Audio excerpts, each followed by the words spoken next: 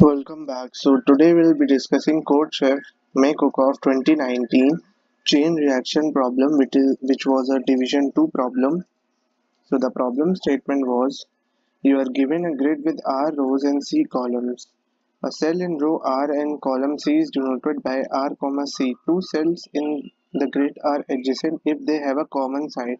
For each valid I and j, there is a value ai, j written in cell ai, j. A cell in the grid is stable if the number of cells in the grid which are adjacent to this cell is strictly greater than the value written in this cell. The whole grid is stable if all cells in the grid are stable. Can you determine whether the grid is stable?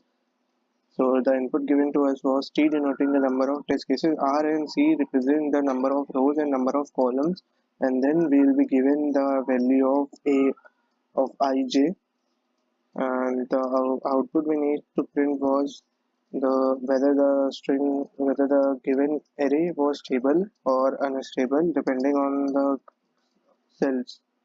So here let's look at the example.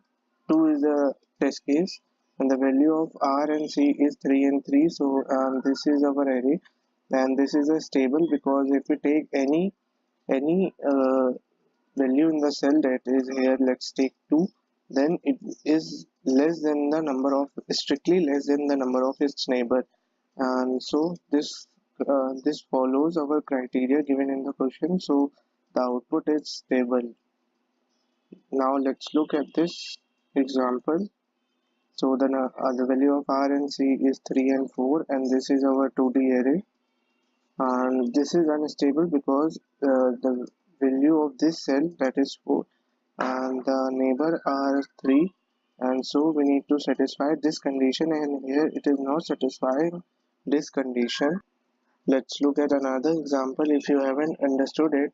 So here is a 2D array, and this is the number of neighbors, that is this cell will be having 2 neighbors, this cell is having 3 neighbors. So the task we have to do is calculate the number of neighbors and then check if the value of aij is strictly less than the neighbors of this a and ij.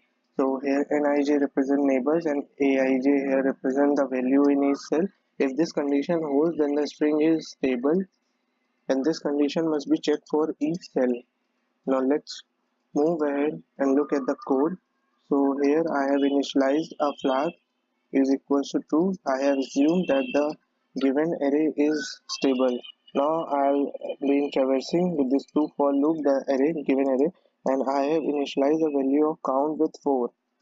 Now I'll be checking if there is a left column sorry there is a top row present by checking this condition.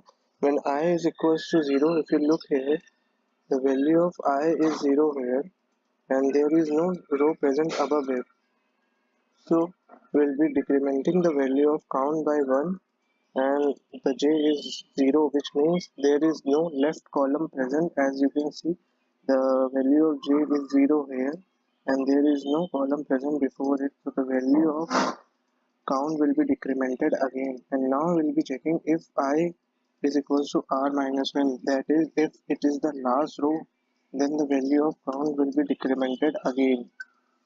Now I'll be checking if the value of column is this is the last column. If it is the last column, then there is no column present after it, that is there is no column present here. After this column there is no column present here, so the value of count will be decremented by 1.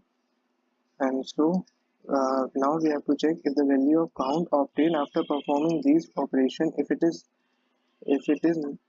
less than or equals to a of ij, then we will be changing the value of flag to false and break. And at last we'll be checking